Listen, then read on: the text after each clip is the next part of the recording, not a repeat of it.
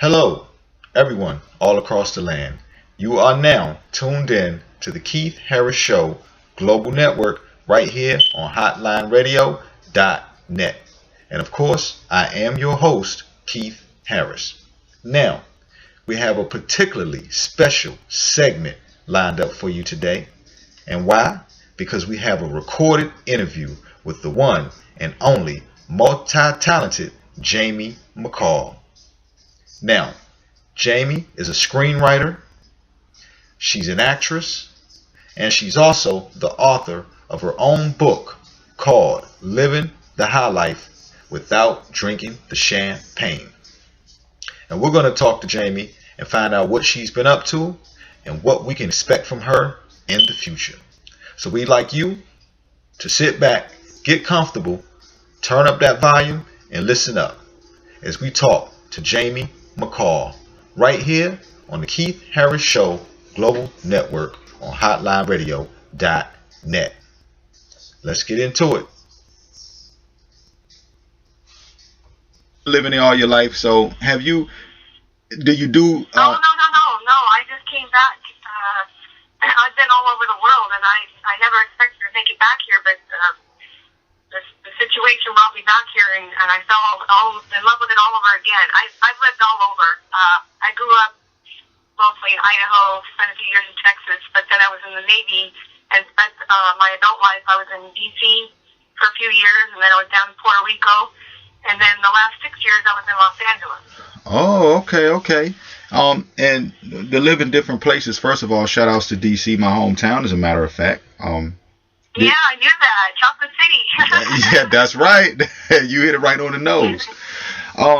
Now, you're in the Navy as well. Does that have anything to do with you traveling around so much? Yeah, that had a lot to do with it. Okay. All right. Now, let me ask you, at what age did you go into the Navy, if you don't mind me asking?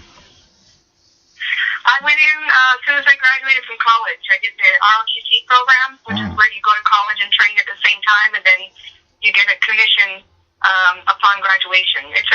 It's a way to become an officer if you don't want to go to the academy.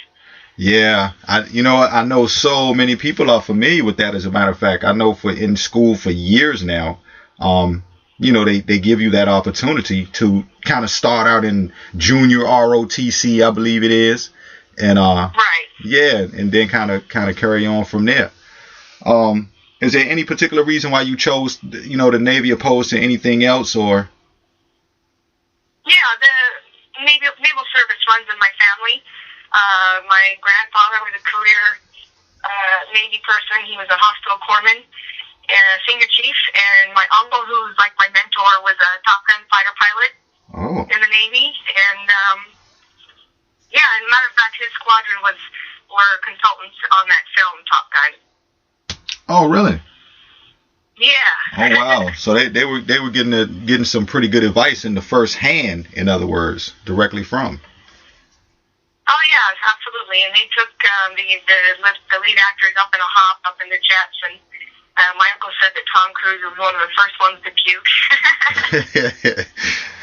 Hey, you know what? I'm sure that's something you definitely have to have the heart for once you first get into it. Now, what is your position, particular position in the Navy, if you're allowed to say so? Yeah, when I got out, I was a lieutenant, which is an O3 officer rank, and I was a public affairs, protocol, and admin officer.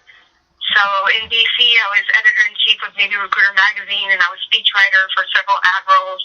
I worked at the Pentagon and did a stint at the White House and things like that. It was a lot of fun. And then down in Puerto Rico, I was an operations officer of MEPS, and I was an admin officer of a naval station. Mm-hmm. So, yeah, it was good times. Oh, okay. All right, Lieutenant. Okay. So, all right. Now, what brought, okay. First, I'll say this. Did you get into the acting? Which one did you start first, as a screenwriter or as an actor or an author? Oh, I started as an actress first. Actress, yeah. Well, I'd always been a performing artist since I was little, and then once I got into the Navy, I kind of let all that go by the wayside. So it was kind of like a returning back to what I love to do. Mm-hmm. But I started initially as a dancer and stage performer. Okay. And my first gig in LA was actually as a choreographer and backup dancer for a local Latino hip hop artist down there. And then moved into acting. I actually did my first acting gig down in Puerto Rico with Bing Rames and Ja Rule, this movie called Back in the Day. And really? Lamar Tate, Lorenz Tate's brother, I met both of them, hung out with them on the island. Oh, okay. And then I moved to Hollywood once I got out of the Navy. Okay. Now that first film that you got into, like, you know, did you audition for the part, or, you know, because you were kind of in the field, you know, in a way, like how'd you get on set? Well, I was friends with Lamar and with Bing Rames. We had already met and hung out for a while. We were all buddies. And so they just invited me on. It wasn't a big role or anything. I was just playing a cocktail waitress. But it was fun. So yeah, that's how I got on. I didn't have to audition or anything. But I didn't actually get into screenwriting until this year. Which is kind of strange since I'm a writer and a good writer. I know, right? That's what I was thinking. Like, you've been writing for so long now. Like, I know. I don't know why I delayed that step for so long. I was resisting it. And then you get to a point where you just feel like you got to take control of your career, you know, and become a mogul in a sense and create your own work. And so that's what kind of inspired me to get into screenwriting, so I could just have some more control and create my own projects. Oh, okay. Now, since you have been screenwriting, as a matter of fact, have you got close to or completed anything that we can possibly look for in the near future or so? Oh yeah, we've got one that's in the pitch process right now that I'm really excited about. It's called Detective Samantha Sturgis, and it's like a paranormal action adventure. We're saying it's like Charlie's Angels meets Indiana Jones. Oh wow! Because it's like three ladies that come together and they join forces to save the world, one relic at a time, during the time when Hitler was reigning and Nazis were stealing artifacts and things like that. So it's a lot of fun. I'm really excited about it. And so, and now I can see where the Charlie's Angels come in at. Now, the Indiana Jones part that comes in, does that have anything to do with maybe the setting of where the film is shot at, or? Well, there's a lot of different fun locations, India and Paris and New Orleans, but it mostly has to do with the fact that the lead character, Samantha Sturgis, her father was a famous archaeologist, and so she was kind of, you know, immersed in that world. And what these ladies do when they come together is they end up, you know, like I said, going around rescuing artifacts and relics from the Nazis. Oh wow! Okay. Now so they don't get into the Nazis' hands. Now, I want to ask you, and I don't know if you can answer this question, but who is playing Samantha? We have not formally cast Samantha yet. Oh, okay. We're in the pitch process, so whoever we end up signing with that has the money, we want to let them hire the casting director and plug that role. Okay. So, because it's a really important role, so it's got to be, a name actress, one that can do a little bit of martial arts and some action, some stunts, and things like that. So we're leaving that open for now. Okay. But I'm playing Betty Sutherland, who's one of the three ladies. Right. She's kind of a witty, smart, streetwise gal. She's going to be a lot of fun to play. Okay. Now, are you as well going to be doing some action scenes in there? Oh yeah. Oh. Yeah, but I've done some stunt work before. I've got a couple fight scenes. There's some action scenes, and there's some elephant riding and things like that. But that's what I enjoy doing. I actually wanted to get more into stunt work anyway. So. Okay, so you're trying to get onto the tough side of things, like being kind of Danger Girl. Yeah, exactly. I'm an adrenaline junkie. Okay, all right, nothing wrong with that. Now let's talk about. Let me go to a few movies, Spencer. You've been in a few, okay? Brutal. Let's talk about Brutal. What role did you play in Brutal? Oh, that was actually my first gig when I moved back here to Portland. It's a local horror film about a serial killer, and I play the aunt of the little girl in the film. Oh, okay. Now, yeah. Do you how many horror films? Is that one horror film that you did, or have you been in a few, or? 2 or 3. There was another one called Poe. Poe. Right. A relative of Edgar Allan Poe is a writer, and he's writing a story about a serial killer.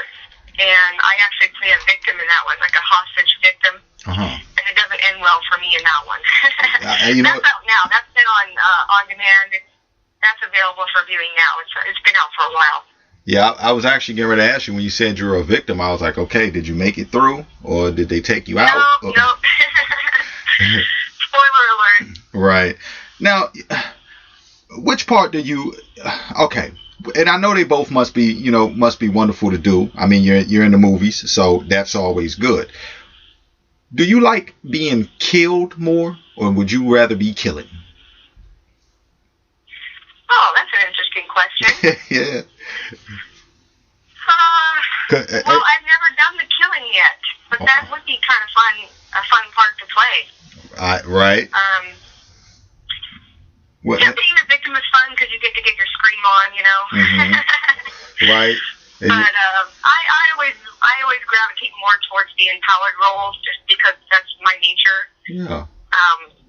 But it's good to get outside of what you are naturally and play things that don't come naturally to you as well. So, but yeah, I do generally lean towards the more stronger roles. Oh, okay, understandable.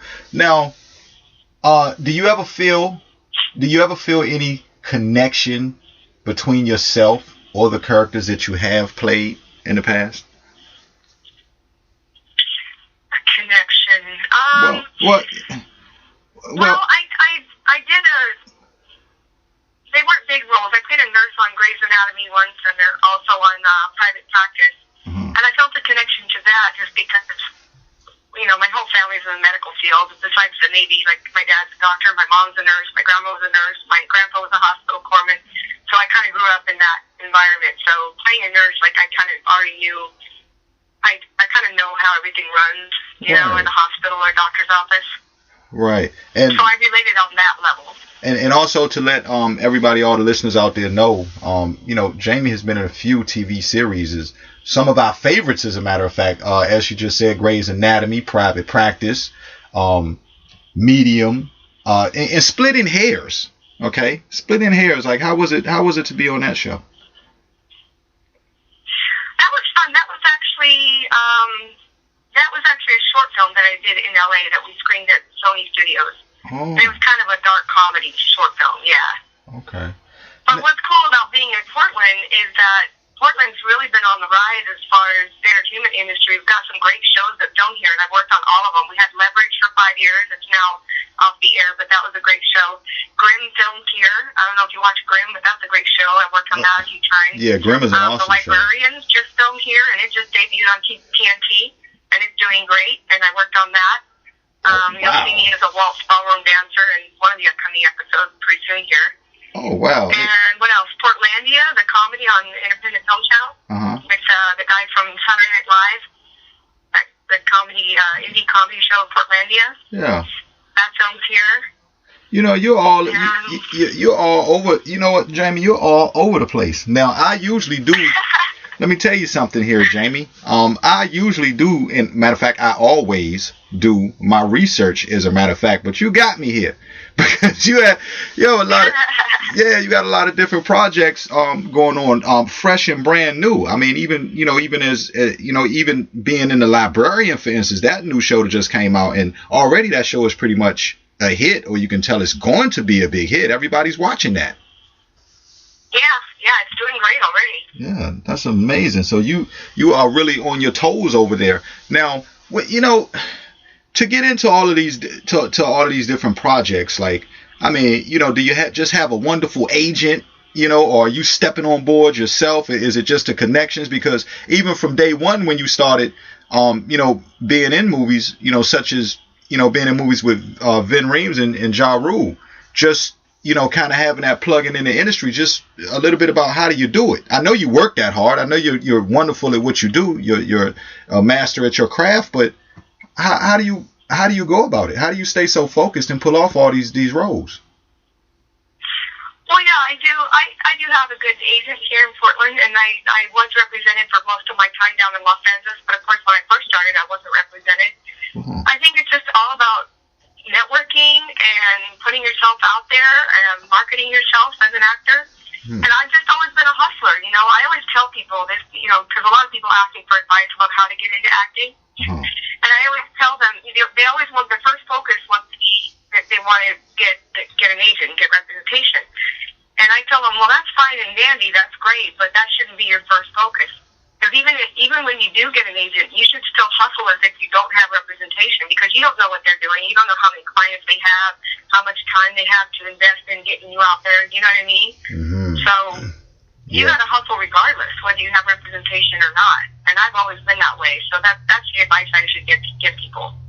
You know what? That's some wonderful advice. Now, were you, with that strength behind you, just with that mental strength, the drive and determination as well, was that so much as instilled in you before you joined the Navy, or did a lot of that kind of come after the Navy? Like, which I know it took some heart to join the Navy anyway, but yeah, especially as a woman. Oh man, when I did, yeah, it's getting better. Did they put nowadays, did they put you through it when you joined the guys?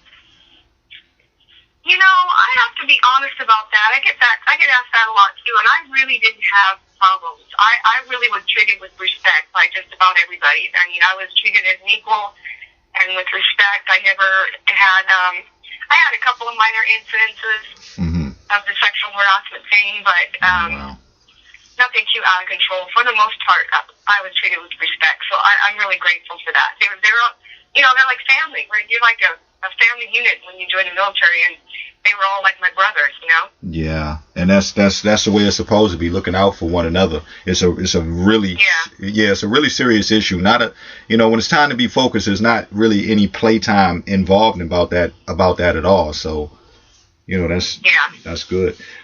Now, being a screenwriter, would you ever do you ever have plans to just kind of write yourself into your dream role?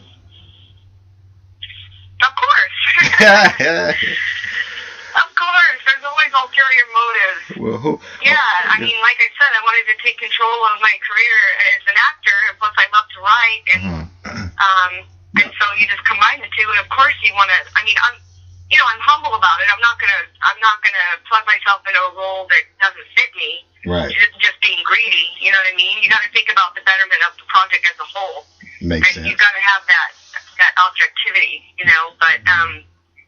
But yeah, like the Betty character in Detective Samantha Sturgis is fun. It's a dream role. She's sassy. She's sexy. She's smart. She's streetwise. There's a lot of action. So. Right. Yeah, most definitely. So but she's not the main lead. She's like the second lead. Okay, yeah, and that makes sense, because even writing yourself into where you want to be doesn't necessarily mean the lead role necessarily, because exactly. You gotta do what's best for the project. Right. Now, but is Betty so far? Is that is that the extent to your dream role, or do you still? Is there someone else? Like, in other words, who do you want to be one day would you like to play the villain? In other words, can you see yourself being a villain? Oh yeah, I've actually done that before, and my friends call me the Ice Queen when I play the bad guy. Yeah, that's always fun. How'd you get? Fun to play the bad guy. Where'd you get the Ice Queen name from? One of my friends, I think one of my Navy friends, as a matter of fact, that just has been following my career. I think it was a project, it's also available, it's called The List of 17. It's on my IMDb, it's available on video, and that's just an indie project that we put together and shot up in Santa Barbara. And I play kind of a covert, corrupt, like undercover CIA type agent. Oh. Okay. Okay. Yeah. So that's a little bit. That's on the edge, definitely. Yeah. Kind of snooping around a little bit and seeing what's going on. Yeah. Exactly. Now this title right here of this movie, I kind of want to know a bit about God Complex, or is that it? Is that two different ones, or is that the same? Yeah. Okay. Yeah, that's another short that I did at AFI in Los Angeles, the American Film Institute. Uh-huh. And it's basically like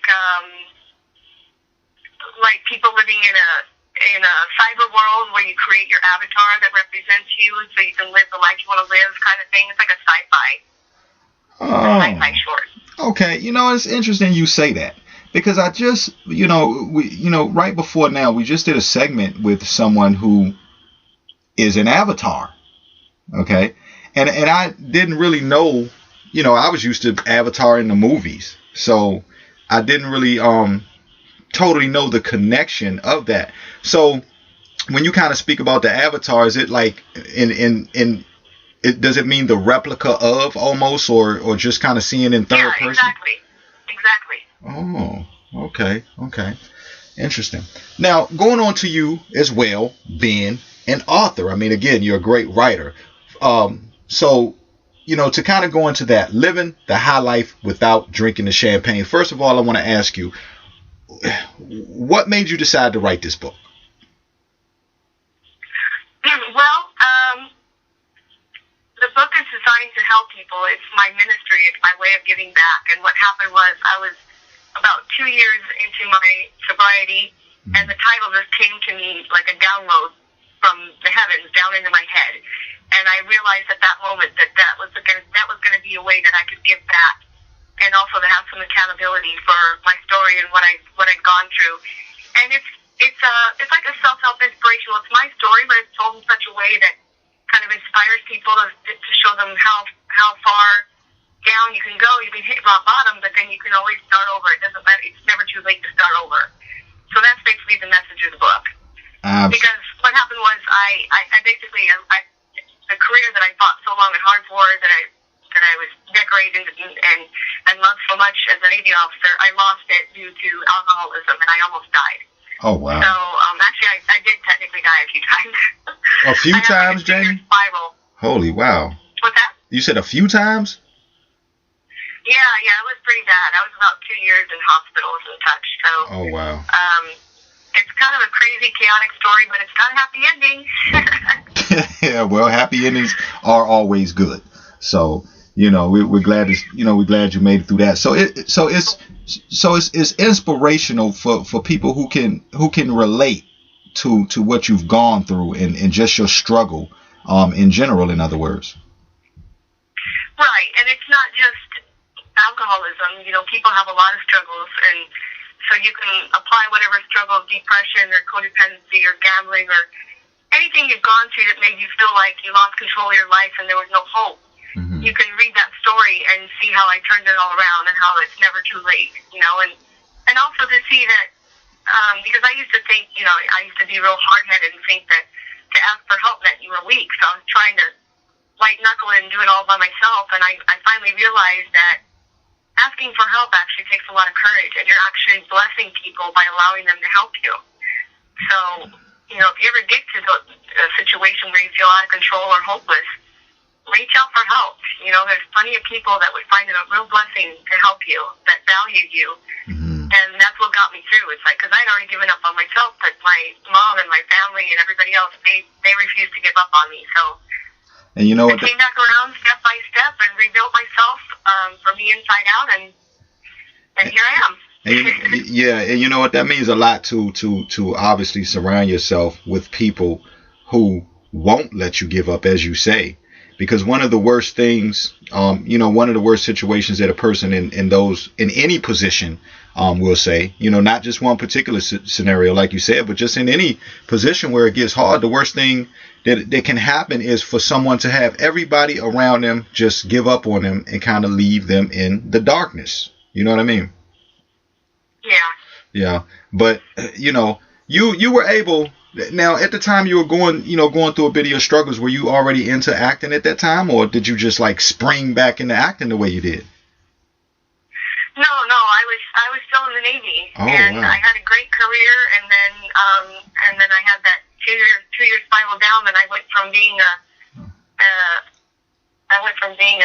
an asset to a complete liability to my command and to my Navy family and to myself and everyone around me, and it was devastating. It was shameful, and it was, it really hurt. But so when I had to start over, I'm thinking, well, I wasn't married, I didn't have any kids, and I thought, well, I made it through this, and I'm here for a reason, so why don't I just go for what I've always loved since I was a little girl and go for my biggest heart's desires, You know what? And so I went to Hollywood. You know what? I was just getting ready to say, you know what? It is always an amazing feeling when a person can bounce back. And not only do they bounce back, but they actually bounce back to almost their higher bar. Like they really follow their dream. Like that's, if you can imagine or picture a springboard and a person just kind of taking a leap onto it and going as high as they can possibly go. You made an amazing, you made an amazing height for yourself, which obviously means that you had that strength in you before, obviously. We all go through our difficult times. I've been through them. Everybody goes through them. Just personally speaking for myself, I've been there, in different scenarios, and just to be able to make a comeback and really decide, listen, not only am I going to come back and stay at this level afloat, but I'm also going to pursue, a higher height at this point in time. And we must commend you, Jamie. You are doing amazing things to be able to be in so many projects. To be screenwriting now as well, to be the author of your own book. I'm sure you're touching a lot of lives. Do you hear that sometimes from people? Oh, yeah, it's been a real blessing. It's not a bestseller by any means, but that wasn't really my goal to begin with. I just wanted to help people. So every time I hear from somebody who says how it helped them or it changed their life or it inspired them in some way, it just really... It's a good feeling, and I hear from people from all over the world, literally. I have readers all over the world. Mm-hmm.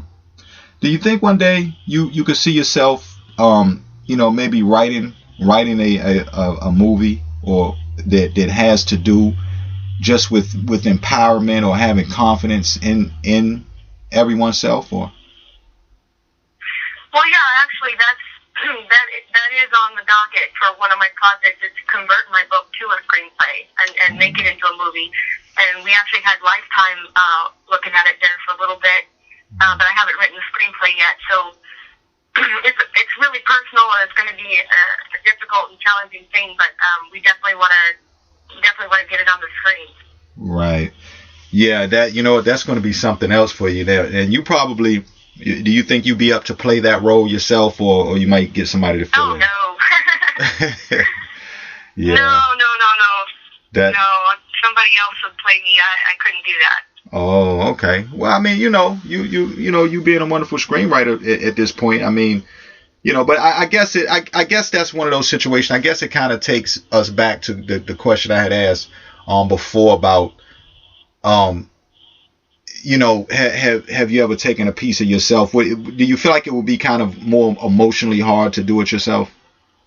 Yeah, it was difficult enough reliving everything to write the book. It was cathartic in a way and healing in a way, but it was also, difficult. And no, I just couldn't objectively play that role and do a good job. So you definitely have to hire somebody else to do that. Oh, okay. Now let me ask you this question. This is a normal down to earth kind of question. Because I've had my favorite movies. You're in the industry now, but what were some of your favorite, what did you like to watch coming up? Oh gosh, so many things. I'm just a movie buff to begin with. I always have been, I did love Top Gun, but I was kind of partial. That's still one of my favorites. Of course, bias, right? Yeah, but there's just been, I can't even think of one right now. There's just so many. I love all the genres too. That's the thing. So, right. I love westerns. I love sci-fi. I love action adventure. I love paranormal. I love dramas. I like comedies. Right. If it's a good film, if it's a good project, then it's good. Right. Pretty much. All right. Now, okay. To talk about Wild for a minute. What was Wild about? Oh, that's out right now. That's starring Reese Witherspoon, and it's based on the book by the author Cheryl Strayed, who actually lives here in Portland. She was on the Oprah Winfrey Show because the book was one of Oprah's favorites in her book club, and now it's a movie. And it's kind of a lot like my story. It's about a woman who hit rock bottom and was going through some hard things, so she decided to go on a 1,000-mile trek by herself on the Pacific Crest Trail on a backpacking hike, and all the things she went through doing that. So it was filmed, all of it was filmed here in Oregon, a lot of it here in Portland, and I did work in a scene with Reese Witherspoon in that one. I haven't seen it yet, and I'm ashamed to say that, but I need to go see it because my face will probably show up there somewhere. But yeah, it's getting great reviews, and as a matter of fact, Reese Witherspoon has been nominated already for the SAG Award and the Golden Globes for it. Oh, okay. Do you, I ask this question sometimes. How often, I know you probably get to watch your films that you're in at screenings and different things of that nature, but is it easy for you to watch yourself on a show? Or do you do like some people? I know myself, I was saying before to someone, like, if I do a song or certain things that I do, it's kind of hard. It's not hard, but it's just funny watching myself. Do you go through that, or? No, I know for some people it's kind of weird for them, but no, it doesn't bother me at all. I like to analyze myself and my acting and see what worked and what didn't work as well, So yeah, I enjoy it. I like to see how the overall project came out too, Right, obviously. Now, where make sure to let everybody know where they can go pick up Living a High Life Without Drinking in Champaign. Well, you can get it on Amazon. It's available in paperback, iTunes, Nook, Kindle, all of those e-readers. Just Google it or go on Amazon and search my name or search Living a High Life Without Drinking in Champaign, and you can find it there. Right. Now you're in so many different projects. As I felt, as I said before, I just felt kind of left behind because all these different things that you're doing. What, just without having to name so many of them unless you want to, what other TV shows or movies or anything like that would you like people that are coming up, as well as the ones in the past? Everybody make sure, people can go to the IMDb if you like to know what different projects Jamie has been in as well. Find some of the different films. I know she's named a favorite few, as a matter of fact. But what are some of the other projects we can expect to see you in, if you can say? Well, definitely check out The Librarians, because I think you'll probably see me in an episode coming up on that. And it's always great when people support the projects that are filmed here, because then they get picked up again, and then all of us actors that live here get more work. Right. But yeah, honestly this whole year I was really kind of holed up and just working on the writing. I wasn't doing a whole lot of acting this year besides that, because I was working on the screenwriting in my projects. So I was working on like 3 different projects at one time. So the others I can't really talk about yet. But okay. But yeah, check out The Librarians. How long does it take you to write? How long did it take you to write? Detective Samantha Strudgers. Like, was that a long time for you, or? Well, I actually had a co-writer on that one who had the original story, and then I did the screenplay. And we started. I went to meet with him in Berlin for the Berlinale, which is the Berlin International Film Festival. I went to that in February, spent a week in Berlin, Germany, and we collaborated. Then when I came back, we started on it at the end of February, and we just basically finished polishing it up probably last month. So you can do the calculation on that, how many months that took.